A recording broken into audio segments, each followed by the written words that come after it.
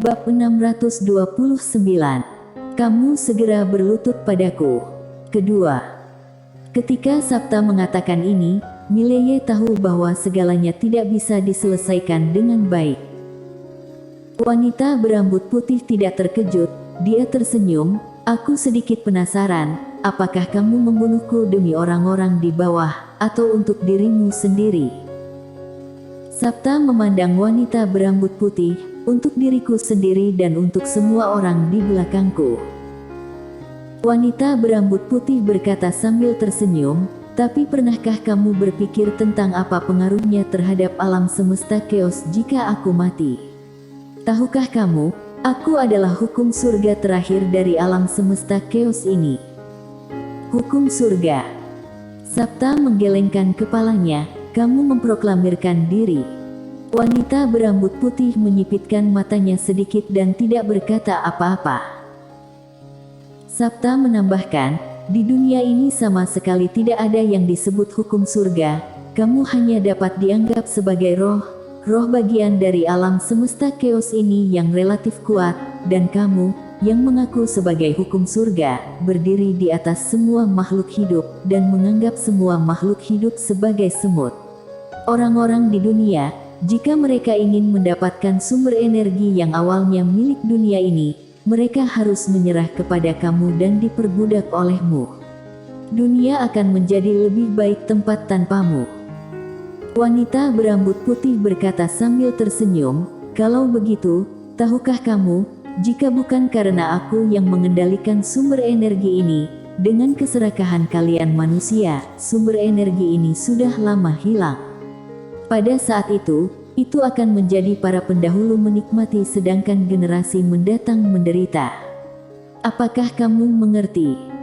Sapta menggelengkan kepalanya, kamu bukan demi alam semesta chaos ini, kamu hanya demi dirimu sendiri.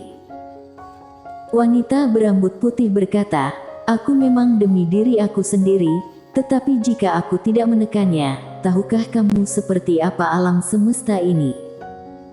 Sapta berbisik, haruskah kami berterima kasih padamu? Wanita berambut putih menggelengkan kepalanya, aku hanya ingin memberitahu kamu bahwa aku tidak memperbudak makhluk dunia, aku menguasai sumber energi bagian alam semesta chaos ini, tetapi aku tidak makan sendirian. Dan, selama bertahun-tahun ini, karena kendali aku, Master Alam Kaisar di alam semesta chaos sangat sedikit, kamu seharusnya mengerti apa yang terjadi jika ada terlalu banyak Master Alam Kaisar. Mileye tiba-tiba bertanya, apa yang akan terjadi? Wanita berambut putih melirik Mileye, seringkali, semakin kuat orang, semakin egois dan serakah. Jika terlalu banyak Master Alam Kaisar, akibatnya sumber energi ini akan diserap oleh mereka, dan bahkan dikendalikan oleh mereka. Omong-omong, dia melirik Sapta dan tersenyum, jika aku mati, sumber energi ini akan dikendalikan olehnya, kemudian, dia akan memberikannya kepada siapapun yang dia inginkan. Mengapa kerajaan dewa semakin kuat? Itu karena mereka menyerap semua sumber energi dunia Gurun Timur. Sekarang hampir 90% sumber energi dunia Gurun Timur telah hilang. Sapta berbisik, sumber energi memang milik alam semesta ini, bukan milik manusia tertentu. Mengatakan itu, dia berdiri, karena kamu tidak memilih untuk pergi, ayo serang.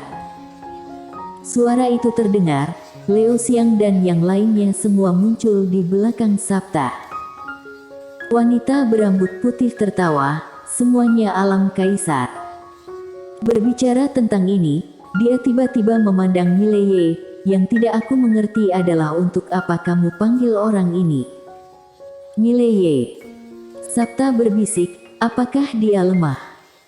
Wanita berambut putih melirik Mileye, lemah. Mileye berkata dengan nada berat, aku tidak selemah itu, kan? Wanita berambut putih tersenyum dan berkata, setidaknya untuk sementara lemah. Namun, kamu sedikit mengejutkan aku, karena menara itu benar-benar mengenali kamu sebagai tuannya.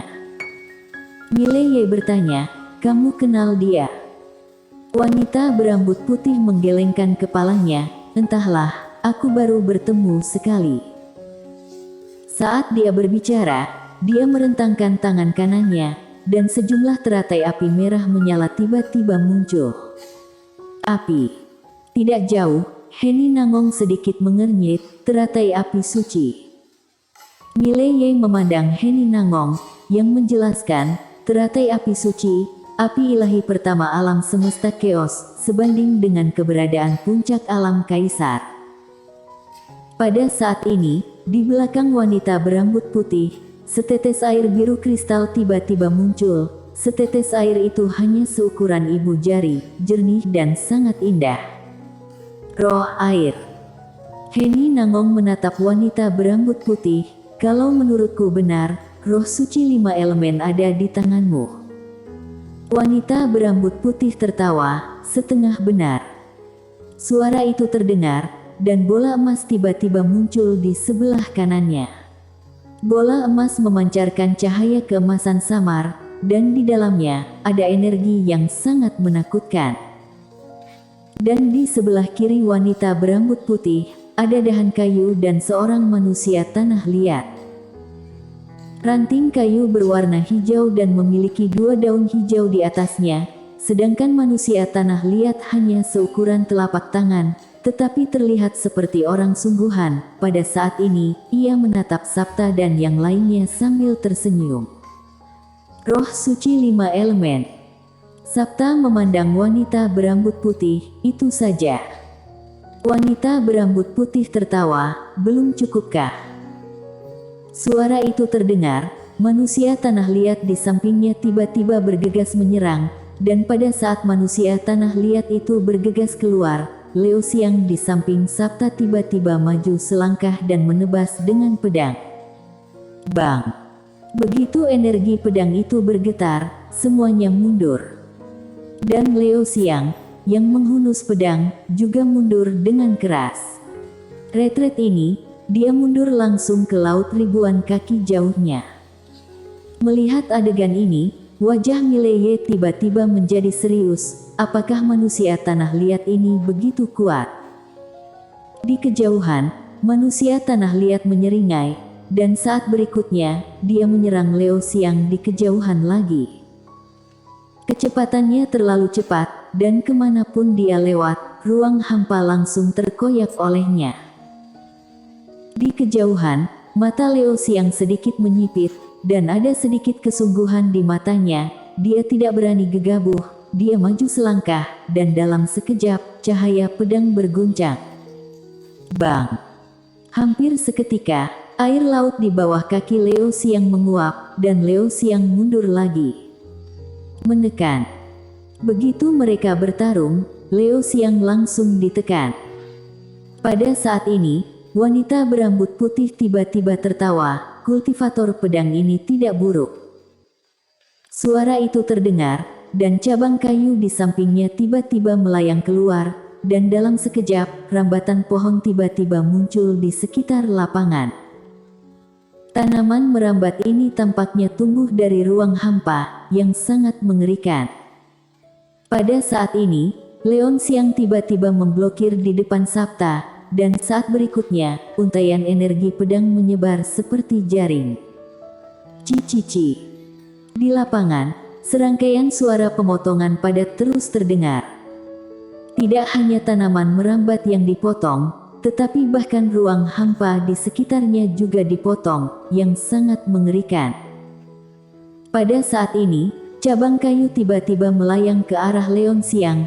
Leon Xiang bergetar dan terbang ke udara. Tepat saat dia terbang ke udara, rambatan yang tajam tiba-tiba menyerang ke atas dari bawah. Di udara, mata Leon Xiang dingin, dan dia menebas dengan pedangnya. Jelek. Dengan potongan pedang ini, sulur yang tajam langsung terbelah menjadi 2, tetapi saat berikutnya, sulur yang tak terhitung jumlahnya dan padat dibor dari ruang hampa di sekitar Xiang Yu, dan Xiang Yu langsung tenggelam oleh tanaman merambat ini. Dan di antara tanaman merambat itu, cahaya pedang muncul. Sabta menatap wanita berambut putih di depannya, wanita berambut putih tersenyum tipis, dan di sampingnya, bola emas itu tiba-tiba melesat ke arah Belatinus Zen di samping Sabta. Belatinus Zen tiba-tiba menghunus pedangnya. Bang! Cahaya keemasan tiba-tiba meletus dari lapangan. Belatinus Zen dan bola emas mundur hampir bersamaan. Tetapi pada saat berikutnya, satu orang dan satu bola menyerbu ke arah satu sama lain. Dan di samping wanita berambut putih, tiba-tiba polo air bergegas menuju Belato. Belato tanpa ekspresi, dia maju selangkah dan seberkas cahaya pedang tiba-tiba melintas di lapangan. Cahaya pisau berkedip, bang. Ruang hampa di sekitarnya pecah seketika, tetapi saat berikutnya, ruang hampa di sekitarnya kembali normal. Saat berikutnya, naga air tiba-tiba muncul dari sekitar, dan kemudian menembak ke arah Belato. Naga air yang lebat sangat menakutkan. Tidak jauh, Mileye tampak serius, karena dia menemukan bahwa orang-orang di pihak Sabta sudah ditekan. Roh-roh ini tampaknya kebal, dan kekuatan mereka tidak terbatas. Yang paling menakutkan adalah ruang hampa di sekitar tampaknya membantu roh-roh ini. Roh langit dan bumi. Diberkati oleh langit dan bumi. Mileye menatap wanita berambut putih, dan wanita berambut putih masih memiliki nyala api di tangannya. Wanita berambut putih melirik orang-orang di samping Sabta, lalu matanya tertuju pada Kodian Yu yang sedang memegang tombak panjang. Kodian Yu mengangguk sedikit. Dia maju dan nyala api tiba-tiba melayang keluar dari tangan wanita berambut putih. Saat itu melayang keluar dari telapak tangan wanita berambut putih. Suhu di sekitarnya tiba-tiba meningkat, membuat orang merasa seperti berada di gunung berapi, sangat menakutkan. Kodian Yu tanpa ekspresi, dia mengangkat tangannya langsung menembak. Bang! Nyala api meletus dalam sekejap, dan gelombang api menelan sekeliling dalam sekejap. Namun, ruang hampa di sekitar Sabta dan wanita berambut putih itu normal, dan nyala api itu menyebar otomatis ketika mencapai ruang hampa ini. Saat ini, ada 4 orang di sekitar Sabta. Zhonglu Akademi Konfusianisme, Eko Han Akademi Penelitian Militer, Wilson Wang dan Na Yuanyi dari Zongheng. Tentu saja, Henny Nangong tidak dihitung, lagi pula, dia tidak memiliki kekuatan tempur. Pada saat ini, John Lu tiba-tiba tersenyum dan berkata, "Aku tidak tahu apa yang akan digunakan yang mulia untuk melawan kami bertiga." Wanita berambut putih memandang John Lu dan tersenyum, "Jangan khawatir." Suara itu terdengar, dan dia menunjuk ke kanan dan dengan lembut menarik. Dalam sekejap, pulau itu terbelah, dan segera, aura menakutkan tiba-tiba muncul di lapangan. Di mata semua orang, di dalam tanah, seekor binatang buas raksasa hitam tiba-tiba keluar perlahan.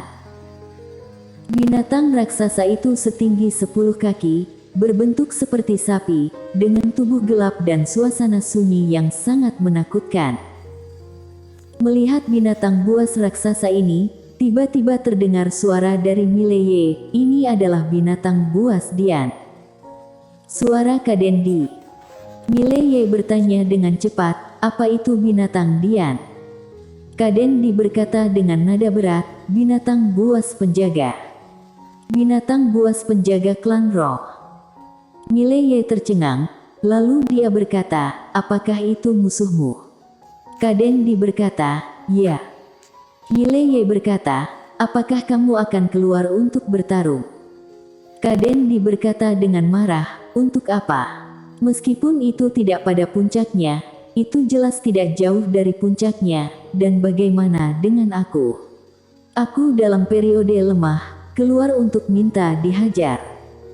Mileye berkata dengan nada berat, "Saudara Kadendi, apakah kamu masih terluka?" Kadendi berkata dengan nada berat, "Ini tidak buruk, tapi aku mungkin harus berevolusi garis keturunan aku sekarang.